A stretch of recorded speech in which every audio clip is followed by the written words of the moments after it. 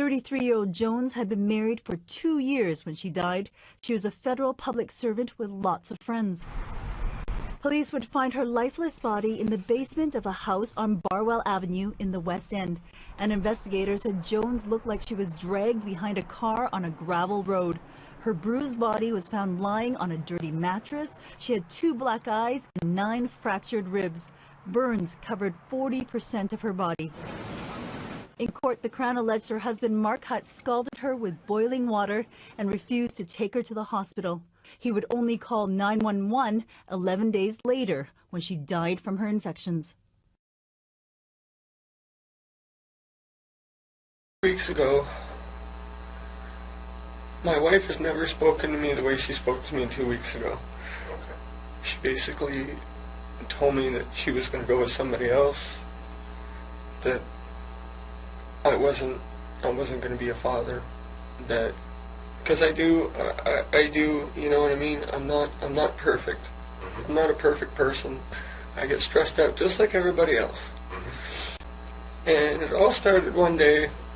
I was making spaghetti in the kitchen, and I wanted to make enough for 2 weeks because my wife loves spaghetti. She loved my spaghetti. She loved it to death. So I was making a pot. I was boiling water for the noodles, and she came up behind me, and she said something about just like, this isn't working, this isn't happening. I'm gonna cheat on you, basically.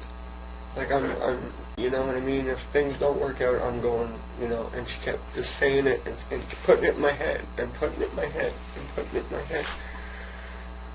Bills in our house have been stacked up higher than you can imagine. I've been going through things with my father, everything like that. And when she said that to me, the water was boiling, and she was behind me, and I thought she had left the room. Instead of leaving the room, she was behind me. She was crouched down, and she was getting Tupperware out of the thing to bring for work. And I don't know why, I don't know what I did, but the next thing I knew, I hit that thing, man. I wanted to just, you know what I mean? I was so frustrated, I just wanted to you know, get my frustrations out. And when I hit that pot, she was behind me, and it just drenched her. And after that, I looked at her and I said, "Sweetheart, we need to go to a hospital." And she said, "I don't want to go. I don't want to go to a hospital." She was afraid for me to get in trouble, and I said, I don't care. Just go to a hospital, please. We can deal with this together. It's an accident. We can get through it. She didn't want to go. I begged. I pleaded with her. She made up a story to her parents saying she was going to Cornwall for work. And she actually did have a cold. She called her work and said she had a cold, that she was staying home, and she wanted to heal at home. And I told her, I said, we can't do this. We have to get to a hospital. That went on for about a week of me changing bandages, staying up all night making sure she's okay. Dr. Christopher Milroy walked the jury through the history of Donna Jones' injuries, violently etched on her body. When he first saw the victim lying on a makeshift mattress in the basement, her clothes were sticking to her skin.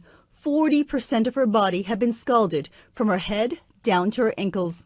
There were no signs of professional medical attention. The majority of her burns were undressed. Milroy said the only bandages he saw were on Jones' fingers and her left arm.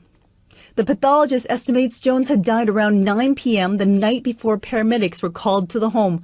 That means Mark Hutt would have called 911 12 hours after her death.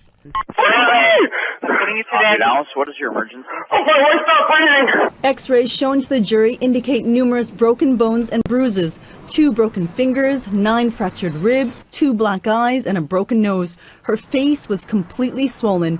Milroy said the injuries looked like they were inflicted by brute force or blunt objects, not by falls. He also said most of the injuries were old, but some were recent. But most troubling of all were the small round objects he saw in the X-rays.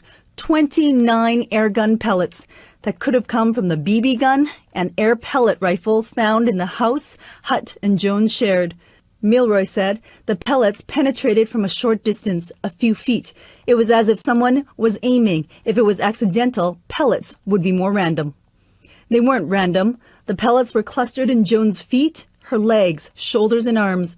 Milroy said at least 2, if not more, of the pellets were shot into her after she was burned. The other pellets may have been there for months. Along with her burns and broken body, Donna Jones also showed signs of lead poisoning. A courtroom erupted into cheers on Friday as Mark Hutt was convicted of the first-degree murder of Donna Jones, the wife he burned with boiling water, then continued to torture for the 12 days it took her to die.